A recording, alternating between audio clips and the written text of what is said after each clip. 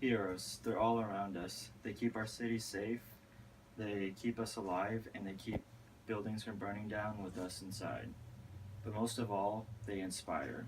They inspire us to do good and to become heroes as well. To become heroes the world both needs and deserves.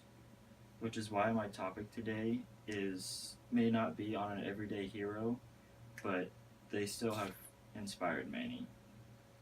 My topic is on the greatest comic book company in the world. And no, I don't mean DC.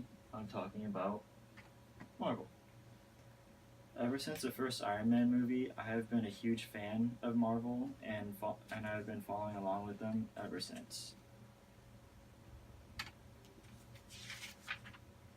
In this presentation, I'm going to go through all four comic book ages and explain how Marvel got to where it is now. We'll start with the Golden Age, the Silver Age, the Bronze Age, and then we'll finish off with the Modern Age. The reason why Marvel is so special is because Stan Lee and Marvel Comics have been a major influence on not just the comic book world, but on the entire world in general. However, it didn't start with Stan Lee.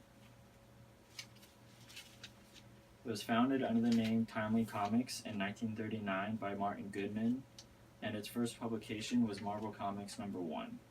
This comic featured the first appearance of Carl Burgos' Human Torch and Bill Everett's Namor the Submariner. Of course, this isn't the Human Torch you're thinking of. This one was actually an android that could catch itself on fire. Fantastic Four wasn't around until much later. In 1939, Stan Lieber, though you may know him as Stan Lee, was hired as a general office assistant. In 1941, Captain America was born. Joe Simon and Jack Kirby created Captain America, and he was first featured in his own comic book series, Captain America Comics number 1. At the end of the Golden Age in 1951, Timely changed its name to Atlas Magazines. Sadly, in the 1950s, the superhero genre began to die out. With the war and depression over and the loss of the need for hope that the comics gave, they just weren't as popular. So Atlas spread itself out and started to dip into other genres like horror, romance, and westerns. Then in 1961, Atlas changed its name to Marvel Comics, and with DC's success of reviving the superhero genre, Marvel jumped right back into the game. Stan Lee and Jack Kirby set out together to create the Fantastic Four in their first appearance in 1961 in the issue Fantastic Four number 1. In 1962, Stan Lee and Steve Ditko created Spider-Man in Amazing Fantasy number 15. The three then began to collaborate with each other and created the Marvel Method, where Stan Lee would give an idea or outline for a plot, and the artist would have the freedom to draw it all out however they wanted. After the artist was finished, Stan Lee would then throw in the dialogue.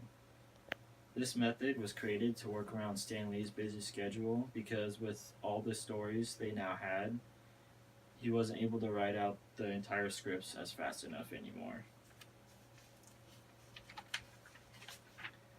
In 1970, Stan Lee decided to appease British audiences and created Captain Britain.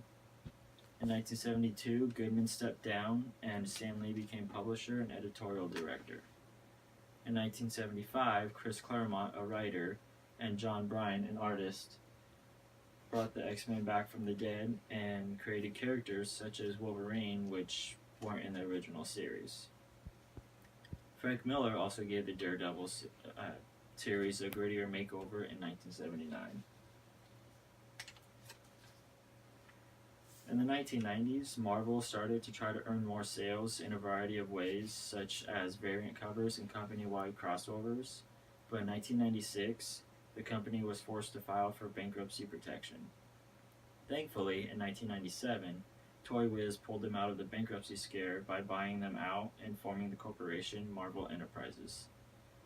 In 2001, they left behind the CCA and created the Marvel Ultimate Universe. In 2008, the Marvel Cinematic Universe, the MCU, was born through the first Iron Man movie. Disney then bought out Marvel in 2009. Marvel rebooted its universe in 2015, in addition to gaining back the rights of Spider-Man from Sony Pictures.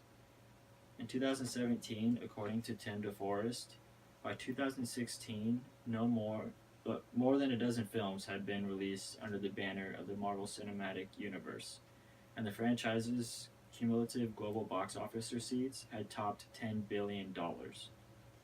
Finally, in 2018, it was announced that Disney was negotiating a deal to buy out 21st Century Fox. This would give Marvel back full control of the X-Men again. So here's to hoping we get to see the Avengers and the X-Men finally fight alongside each other on the big screen. Before I end this, however, I just wanted to share what's probably my favorite video of Stan Lee ever made. Although this is really just a trailer for the Defenders series, I love it because it's just so inspirational.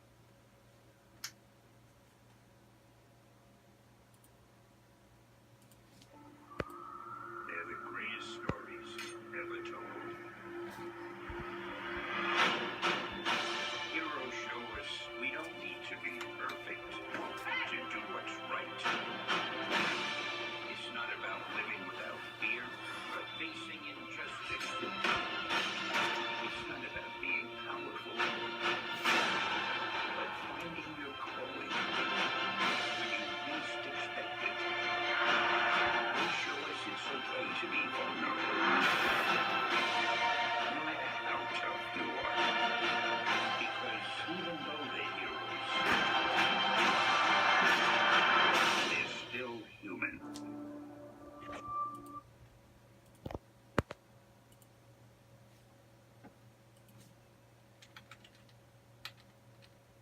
So I've went over the amazing history of Marvel with all of you.